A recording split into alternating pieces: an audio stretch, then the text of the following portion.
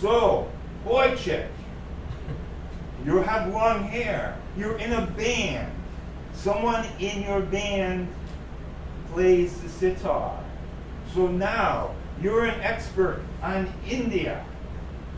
You think that you're a musician because you rehearse in a garage. Let me tell you, I've been a professional musician since I was younger than you. I was in a klezmer band when I was a teenager. We were so good we made our way from Poland to Czechoslovakia to France. And we were playing in Paris every night. And I lived in a hotel. I was a teenager. I lived in a hotel. And I would come home from playing.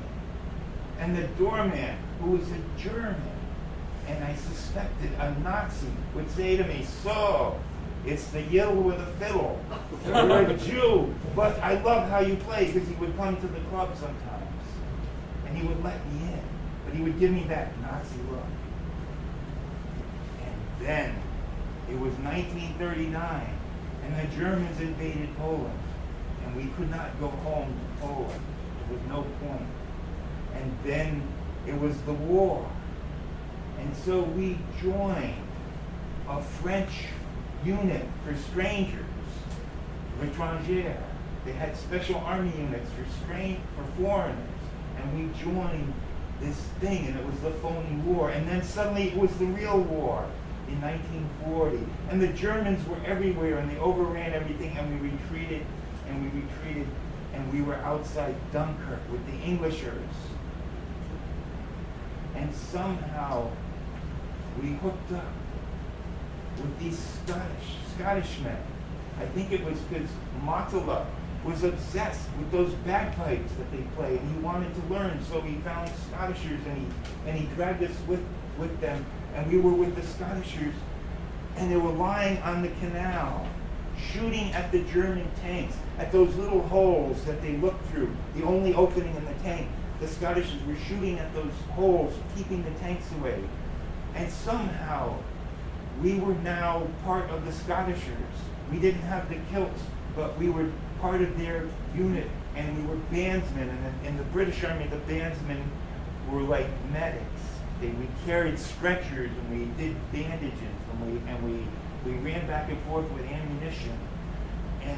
And then the boats came, and people went out into the water and got on the boats, and we were with the Scottishers, and they were shooting at the tanks to keep them away. And we were the last people to get on a boat with the Scottishers. We got on a boat, and we sailed for England. And there was a whole line of Frenchmen in the water, standing. The last one was standing in water up to his neck, hoping there might be one more boat to take them to England. And we sailed away, and we were in England. So now we were in the British Army, and they sent us to Egypt. And in the meantime, Matala learned to play the bagpipe, and we were doing English songs and Scottish songs, and now we were in the British Army, and they sent us to Egypt. And then we played at dances and in bandstands and concerts. But they kept coming around and said, we need people who could talk German and sound German and could act like a German band and go behind the lines. And they kept coming around, we need people, and finally we gave in. And before you know it, we found ourselves on a big truck in German uniforms, with German band instruments, trolling through the desert towards Tobruk. And it was with other Britishers. And it was the British, so of course it was verbruggt. And everything went wrong. And there was shooting and airplanes flying over, and everyone got lost. And we were just driving, and before you know it, we were in Tobruk. And there was an air raid going on, and planes were coming over, and there was bombing. And we're in the middle of Tobruk, we don't know what to do. We were in we're Jews, we're in German uniforms. And we see this park and a bandstand, and I said, go to the park. And we jumped out of the truck, and we sat on the bandstand, and we just started playing Oompa music. August. We're playing Oompa music, and planes are coming over, and a plane drops a bomb, and the truck blows up, And we're sitting there, and then the air raid starts. And this Nazi in a black leather coat in the desert comes up, and I recognize him. It was the doorman from my hotel. He was a Nazi, and now he's a big Nazi, and he's got this black uniform on. And he comes up to us, and he looks me straight in the face, but doesn't say anything, and says, "It is good for our brave German musicians to play for our boys, even when there is in an attack, to give them courage and keep their morale up. Such brave musicians should go on a tour of the front line to help the morale of our men in the front lines." So they gave us a new truck, and we get on the truck, and we keep asking, "Where's the front line? Where's the front line?" And we finally get to the last unit in the front line, and we play for them, oompa, oompa, oompa, and they're all cheered up. And they say, "Yeah, go back that way. That way is desert." And the English are, so we drive out. As soon as we get away from them, we drive into the desert, and we drive across the desert. Before you know it, we're back with the Englishers. And I'm going, "Oy, oy, this, near the whole time." I'm saying, because the doorman, my doorman on the bandstand, he recognized me.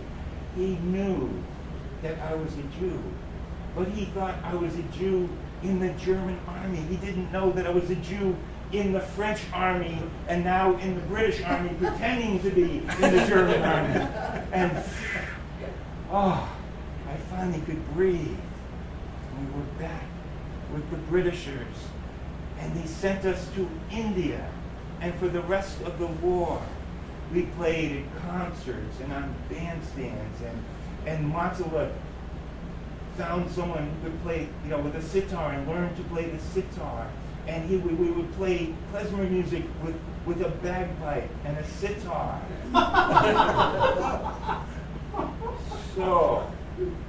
And then I got to come to this country and live with my brother. And I played music. I play music for people. So you, Boychuk, are not the only one who knows something about India. I'm probably the only person you know who's ever been in India, and you've never asked me about it. I could tell you plenty. But I play music for young people to dance and meet each other, people to celebrate weddings and brisses and anniversaries. I play to life. And you look down on me, your stupid Uncle Chaim who lives in the basement. You should be ashamed of yourself, Boychuk.